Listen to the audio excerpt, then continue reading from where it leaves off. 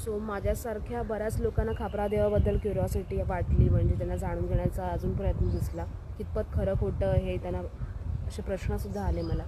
So काही वर्षांपूर्वी म्हणजे असे देवाला ॲक्च्युली 5 वीर दाखवले जातात की ह्या 5 बिल्लाने तुला मारलं आहे. असं माणसंच असतात आणि मग त्याला दाखवून अंगात जेव्हा पुन्हा त्याच्या वारा येतं तेव्हा तो मारायला सुटतो आणि त्या 5 लोकांना पुन्हा देवळामध्ये लपवून ठेवतात. त्यातला एक माणूस होता तो खूप ओव्हर स्मार्ट होता, त्याला बघायचं होतं की खरंच होतं की नाही.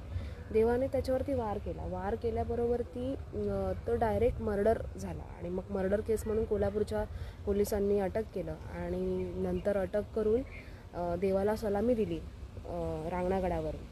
तेव्हा देव जेल तोडून अक्षरशः बाहेर पडला, धावला आणि तो डायरेक्ट गडावरती पोचला. ते पोलिसांनी शेवटी एक्सेप्ट केलं आणि पोलिसांनी सोन्याचा हार म्हणून गिफ्ट केला. तो अजूनही देवळात आहे.